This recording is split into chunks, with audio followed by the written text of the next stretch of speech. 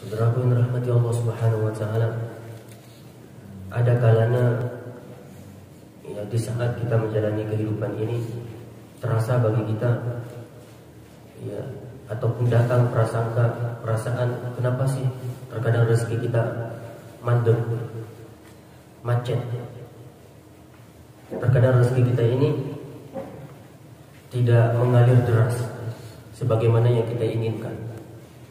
Padahal kita sudah berdoa kepada Allah setiap hari. Kita memohon kepada Allah supaya Allah nantinya meluaskan rezeki kita, memberikan kelapangan terhadap rezeki kita, dimudahkan usaha kita, diberikan kesuksesan dalam menjalankan setiap usaha, bisnis ataupun apa yang lainnya.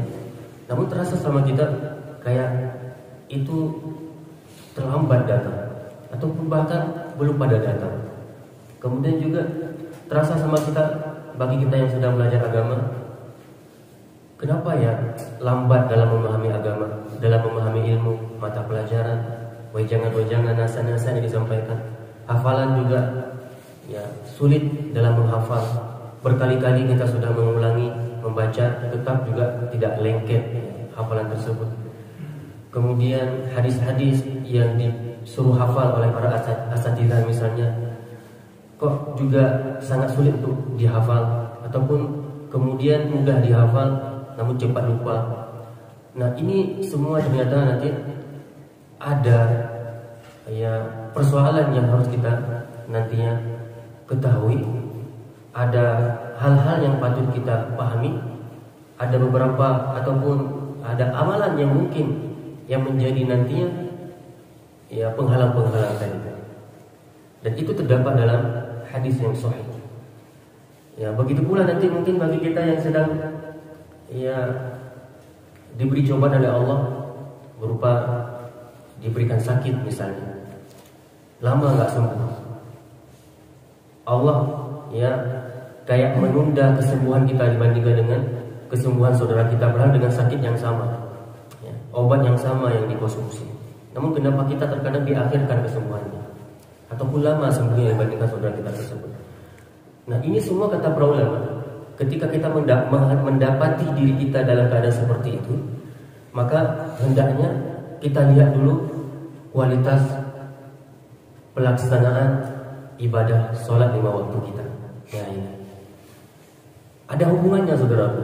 Maka dari itu dalam sebuah hadis Rasulullah SAW bersabda dari hadis yang datang dari Abu Dawud, dan hadis ini dinilai sahih oleh Ibnu Hibban dan Ibnu Khuzaimah. Dan nantinya hadis ini asbabul wurudnya Nabi bersabda atau menuju ataupun hadis ini dituju oleh Rasulullah kemudian kepada orang-orang munafik di zaman Rasulullah yang memiliki kebiasaan. Kebiasaannya apa? Kebiasaan suka mengakhir-akhirkan.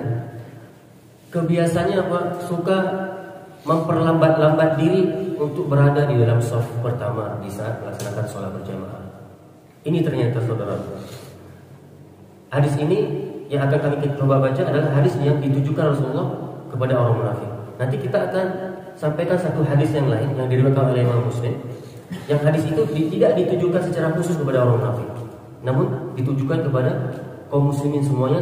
Dan pada saat itu teguran kepada para sahabatnya yang memiliki kebiasaan kemiripan seperti sikapnya para kaum munafikin pada saat itu, yaitu suka memperlambat-lambat diri. Padahal dia punya kesempatan untuk berada di shaf awal. Padahal dia punya ya kemampuan untuk langsung maju ke shaf awal, namun dia tetap memilih untuk berada di shaf belakang misalnya. Nah, ini ternyata ada hubungannya dengan mukadimah yang saya sampaikan tadi. Dan itu dijelaskan juga oleh Imam An-Nawawi rahimahullah di saat menjelaskan hadis Sahih Muslim nantinya. Coba kita awali ya penyampaian hadis dari Abu Dawud tadi. Dan hadis ini hadis yang sahih yang disahihkan oleh Ibnu Hibban dan Ibnu Khuzaimah. Dari Aisyah radhiyallahu anha qalat, bahwa beliau berkata, qala Rasulullah sallallahu alaihi wasallam, Rasulullah sallallahu alaihi wasallam bersabda, la yazalu qaumun yata'akhkharuna 'ala as-saff al-awwal. La yazalu qaumun yata'akhkharuna 'ala as-saff al-awwal. Tidaklah orang yang memiliki kebiasaan dengan sengaja di sini ya, dengan sengaja, bukan tidak sengaja, ya, dengan disengaja memang, yang mana dia itu selalu memperlambat diri, ya, dari shaf pertama. Tidak ia berlomba-lomba untuk mendapatkan shaf pertama. Dengan sengaja, sekali lagi, dengan sengaja dia memang memperlambat diri, bermalas-malasan untuk berada di shaf pertama. Maka kalau ada orang yang demikian, apa kata Rasulullah? Maka dia pun akan ditelatkan untuk keluar dari neraka. Hatta yu'akhirahumullahu finnar. Sampai-sampai Allah mengancam orang ini akan ditelatkan, nanti dikeluarkan dari neraka, kalaupun dikeluarkan. Hadis ini seperti yang saya sampaikan tadi dituju oleh Rasulullah kepada siapa tadi? Orang-orang munafik di zamannya yang memiliki kebiasaan memang malas sekali dan sangat tidak ingin sebenarnya pada dasarnya untuk berada di shaf awal, karena memang hakikat dari sikap yang dimiliki oleh orang munafik itu memang malas sholat, ya, malas dalam melaksanakan sholat. Tidak hanya malas berada di shaf pertama, tapi memang malas sholat. Kalaupun mereka pergi ke masjid, mereka memilih shaf paling belakang dengan sengaja. Tidak ingin mereka berada di shaf pertama bersama kaum muslimin yang lain. Gak kepingin ia itu dekat dengan Rasulullah yang menjadi imam, gak kepingin. Maka ketika Rasulullah memperhatikan kaum munafikin sudah melakukan yang demikian, Rasulullah bersabda demikian. Ya. Nah, saudaraku dirahmati Allah Subhanahu wa taala, sebuah logika kita bisa sampaikan. Kita sesama manusia saja kalau ada orang yang kita anggap dia orang mulia, seorang tokoh publik, yaitu orang yang dikenal, orang hebat ya di tengah-tengah kaumnya, dan dia datang ke sebuah tempat, pastinya orang-orang kepingin dekat. Dalam sebuah forum, dalam sebuah kegiatan, ya pastinya kalau ada orang hebat yang datang yang lagi berbicara mungkin yang menyapa kita, pasti kita kepingin berlomba-lomba untuk berada di depan dia. Boleh kita perhatikan di sebuah pertemuan itu, orang-orang yang berada di depan itu biasanya orang duduk itu orang-orang yang hebat dan senang. Ada kemuliaan tersendiri orang berada di shaf depan itu, di bagian depan. Dia lebih dilihat oleh idolanya, ya. Dia lebih dipandang, lebih dekat, lebih mudah kemudian untuk berjumpa, bertemu, melihatnya dan lain sebagainya. Itu lumrah terjadi sesama kita manusia. Makanya orang yang nantinya berada di shaf pertama, berarti dia adalah orang yang dekat dengan Allah, sangat dekat dengan Allah. Bukan berarti yang di belakang tidak dekat, Allah juga maha melihat. Namun ketika dia berlomba-lomba untuk shaf pertama, maka dia sudah berlomba-lomba untuk lebih dekat keberadaannya dengan Allah Subhanahu wa taala. Maka dari itu ada hadis yang sahabat juga memiliki kebiasaan seperti ini, walaupun itu bukan orang munafik. Sahabat pastinya tidak ada nilai kemunafikan di dalam hatinya. Namun ada kebiasaan yang pada saat itu memang para sahabat belum tahu aja. Beda dengan orang munafik, udah tahu memang, udah ada hadis ancaman, tetap juga tidak mau berada di shaf pertama. Beda dengan sahabat yang memang belum tahu. Pada saat itu para sahabat memiliki kebiasaan apa?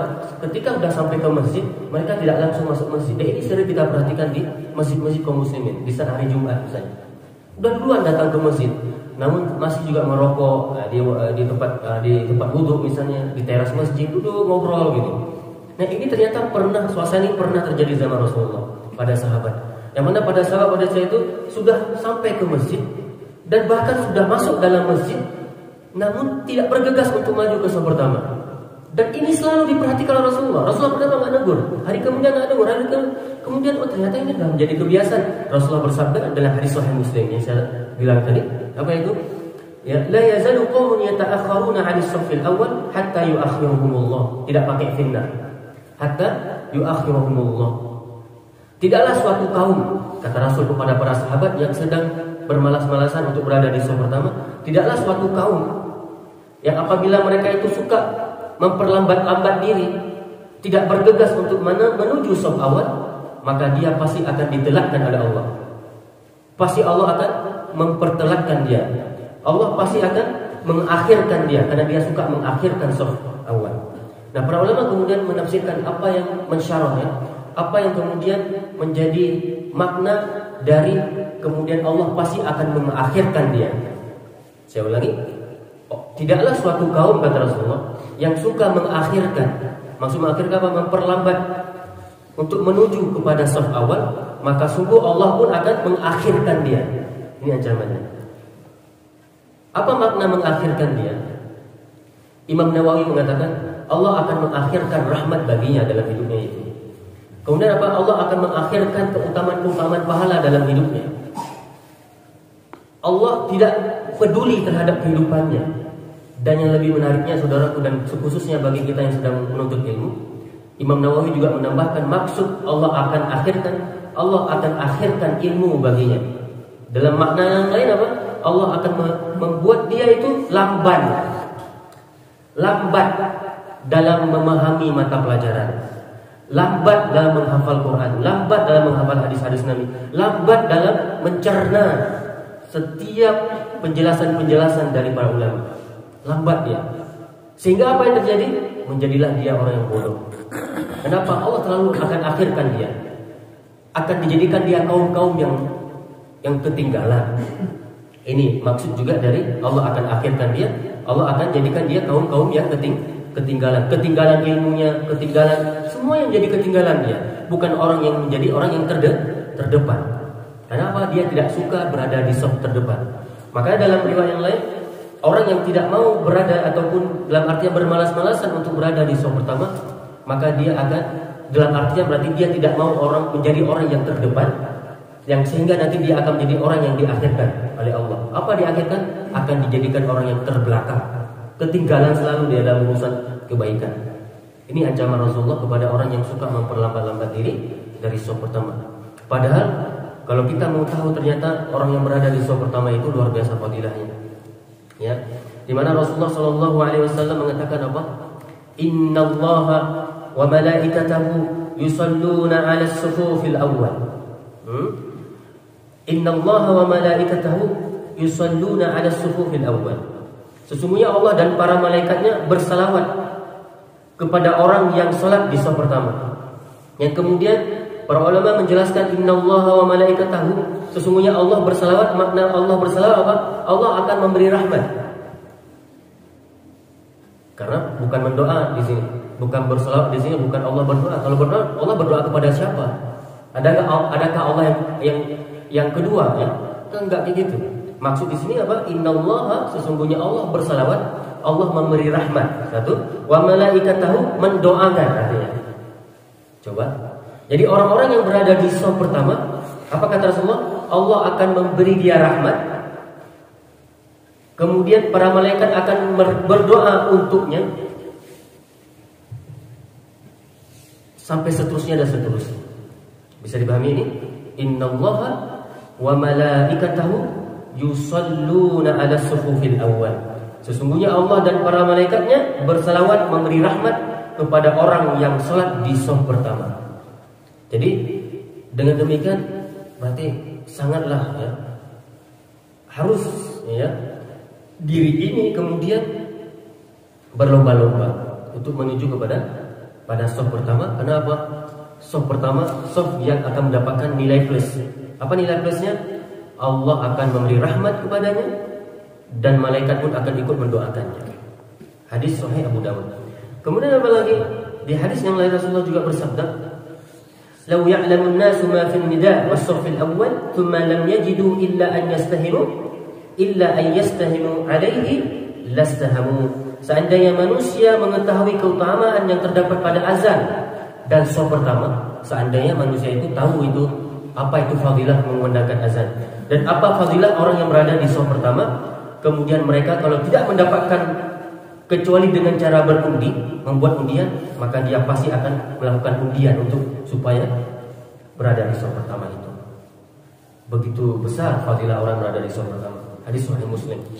Kemudian Rasulullah SAW juga bersabda, khairus sufufur rijal, sebaik-baik saf para laki-laki adalah awwaluha, yaitu saf paling pertama. Wasyarruha akhiruha, dan seburuk-buruk saf bagi laki-laki lah saf paling belakang. Seburuk-buruk saf, ya. Wa khairu sufufin nisa akhiruha, Sedangkan sebaik-baik soft para perempuan, kaum wanita adalah soft paling terakhir. Wasyarruha awwaluha, dan seburuk-buruk soft bagi perempuan adalah soft paling pertama. Beda dengan kaum laki-laki. Hadis sahih Muslim juga. Maka saudaraku dirahmati Allah Subhanahu wa taala, semoga kita bisa terbebaskan diri dari ancaman Rasulullah SAW berupa akan dijadikan kaum-kaum yang ketinggalan, yang menjadi orang-orang yang keterbelakang, ya, ketinggalan, terbelakang, ya, orang-orang yang diakhirkan oleh Allah, yang ditelatkan, yang diperlambatkan oleh Allah pemberian rahmat kepadanya, yang membuat orang ini nanti diberikan kesempitan rezeki tadi, ya, diberikan apa lagi? Diberikan mungkin oleh Allah penundaan kesembuhan dari setiap penyakit yang dia rasakan. Kemudian supaya kita terbebaskan dari kebodohan, sehingga kita menjadi orang yang ketinggalan dalam urusan ilmu, maka ayo kita berlomba-lomba kemudian untuk mendapatkan rahmat Allah dengan berada di soft pertama, saudara. Mudah-mudahan tidak terjadi sama kita, dan mudah-mudahan ya nasihat-nasihat seperti ini bisa didengar oleh kaum muslimin yang lain yang memiliki kebiasaan seperti demikian. Karena apa? Kebiasaan seperti itu adalah merupakan kebiasaan yang buruk. Kenapa bisa dibahasakan kebiasaan yang buruk? Gak mungkin kalau itu dikatakan buruk kalau memang Rasulullah sampai memberi ancaman terhadap perbuatan tersebut. Wallahu a'lam bishawab. Saudaraku dirahmati Allah, mudah-mudahan ada manfaat apa yang kami sampaikan.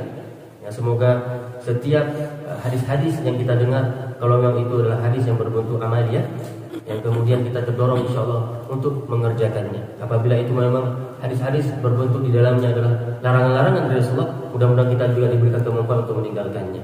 Kalau memang itu juga berupa yang hadis merupakan penanaman pemahaman kepada kita umatnya, maka mudah-mudahan Allah berikan kita pemahaman yang benar tersebut dan istiqomah dalam pemahaman tersebut. Subhanakallahumma wa bihamdika asyhadu an la ilaha illa anta astaghfiruka wa atubu ilaik. Wassalamualaikum warahmatullahi wabarakatuh.